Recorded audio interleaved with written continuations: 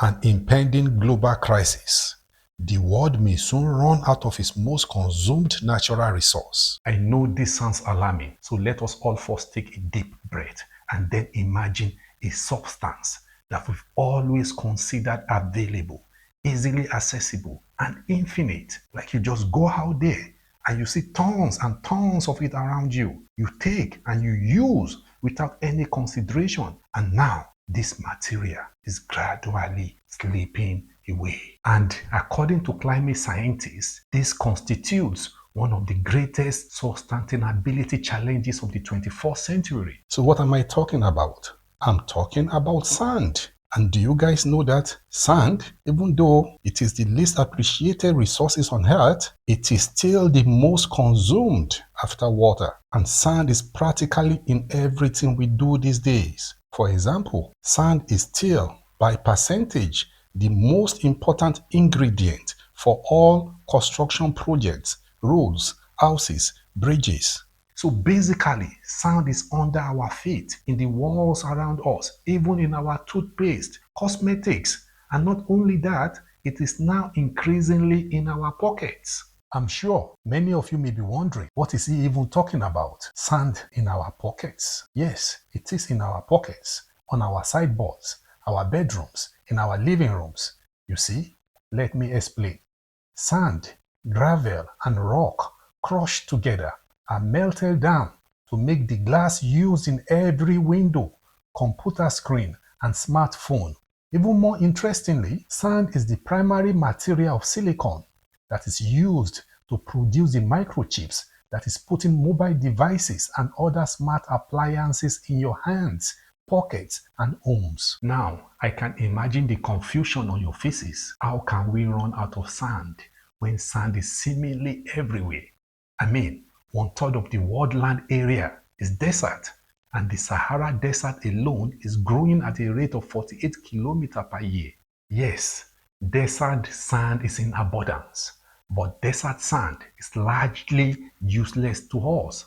Let me explain without getting into the technical nitty-gritty. You see, once a region becomes arid, that means there is no vegetation or water to hold the soil down. Then the wind takes over and blows away the finer particles of clay and dry organic materials in the sand. What is left is desert sand. They are the wrong shape and its grains are too smooth and fine to bind together. The sand we need for compound products like concrete and glass is the sharp-edged angular sand grains. These commercial-grade sand are harvested from seabeds, rivers, and beaches across the world. But the exponential increase in the demand for this type of sand far exceeds the rate at which nature can replenish it.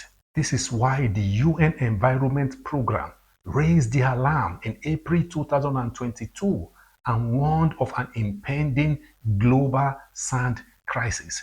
I mean, look at this picture, for example. These are freshly excavated truckloads of sand, illegally mined from a beach in Sierra Leone. Of course, many of you are wondering, where does sand even come from? How is it formed? Well, sand forms when rocks break down from overexposure to the weather.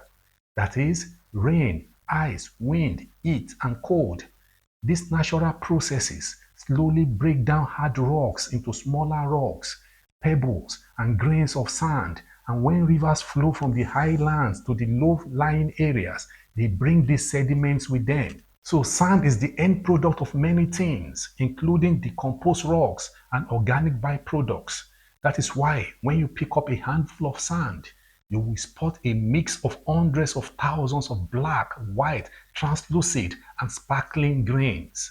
According to mathematicians, a handful of sand contains around 1 million grains of minerals. Impressive, isn't it? What is equally impressive is that beaches have different sand colors. Most sand beaches have a brownish tan color. This is a result of iron oxide, which tints minerals in the sand into a light brownish color. Some beaches have black sand. Black sand beaches are common in New Zealand, the Canary Islands, and some parts of Hawaii. Black sand comes from eroded volcanic material such as lava, basalt rocks, and other dark-colored rocks and minerals. and is typically found on beaches near volcanic activity. Some beaches in West Australia are made entirely of shells. Is that not amazing? And the famous white sand beaches of Hawaii, for example, actually come from the poop of parrotfish. It sounds repulsive, right? Sand from the poop of a fish. But it is what it is. Parrotfish consume coral, and this coral is then passed through their intestines and excreted as sand.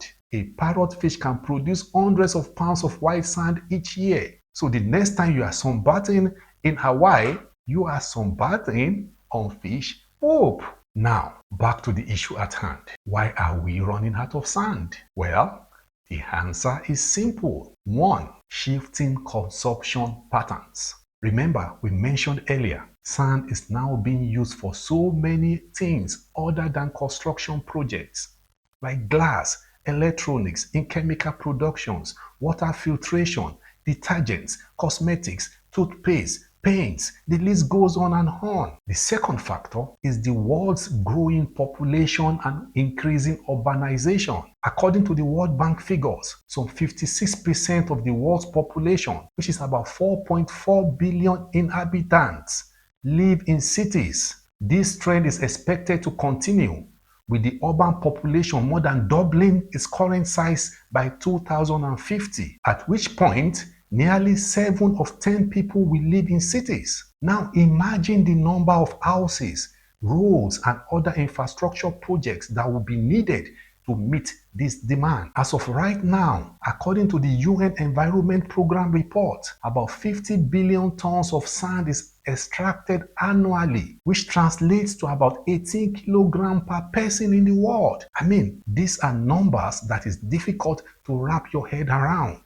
In just the last 10 years, for example, China's cities went from housing 51% of the national population to about 60%, according to the National Bureau of Statistics of China. So as of right now, China has already used more cement since 2006 than was used in the United States during the entire 20th century. India is another example. The demand for sand in India, which is second to China in its use of sand, is expected to grow exponentially because India's population is expected to grow from 1.4 billion in 2021 to 1.7 billion by the middle of the century. The same with Singapore. Singapore has increased its land area by 20% since the 1960s. The island's expansion has been a colossal undertaking. It is not merely a matter of coastal reclamation. No, Singapore is growing vertically as well as horizontally. The process required the surrounding seas and oceans to be filled in with sand, and most of this sand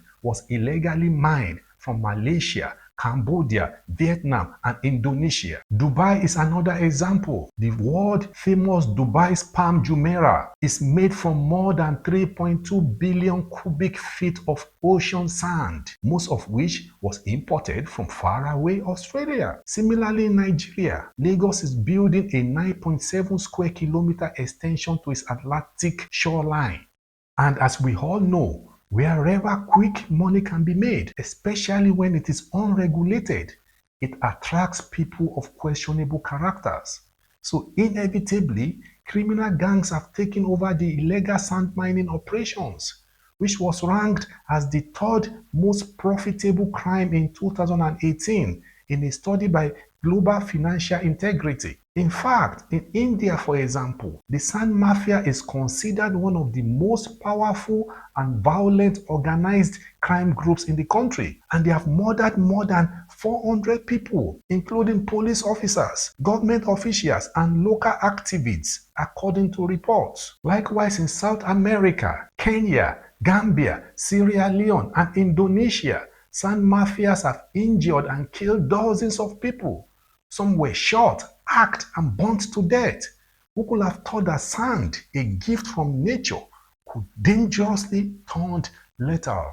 Now, apart from the gruesome losses of human lives because of sand extraction, over-extraction of sand can also devastate entire ecosystems. Numerous animals rely on sandy beaches for their nestling clutches, like the sea turtles, for example. And in India, it has pushed the gharial crocodiles to the verge of extinction. In fact, a research by the International Union for Conservation of Nature (IUCN) shows that more than 1,000 threatened species of plants and animals are impacted by sand and gravel mining. Too much dredging has destroyed riverbeds, caused riverbanks to collapse, bridges to cave in, fields to be flooded. The Worldwide Fund for Nature believes that nearly half of the Vietnam's Mekong Delta areas will be wiped out by the end of this century. This is an area that provides half the country's food and much of the rice that feeds the rest of Southeast Asia. The same thing in Sri Lanka. Sand removal has reversed the water flow, causing salty ocean water to flow inland, destroying crops and bringing saltwater crocodiles into the farmlands. Also in Indonesia, about 24 islands have been completely obliterated by sand mining. You see the same thing across Africa. The excessive removal of sand from beaches has altered the coastline and accentuated the impact of climate change and erosion. Now, the question is, how can we solve this impending sand crisis? Well, the UN has proposed that the first step is for governments across the world to recognize sand as a strategic resource that needs to be regulated, much like other extracted resources like water, oil, gas, and coal. This will cut down illegal sand mining. Secondly, we need to cut down on the amount of sand that we use in our concrete mix and find alternative material and techniques for our construction projects. And finally, sand needs to be reused. When buildings are demolished, the waste and crumbles can be crushed into cement and reused. All in all, despite sand being the least appreciated natural resource on Earth, it still remains our second largest extracted natural resource. And clearly, it is not infinite. So we need to start thinking outside the box if we want to save this planet. Guys, we don't have another one. And we all know life on Mars is not sustainable. And that is the fact of the matter.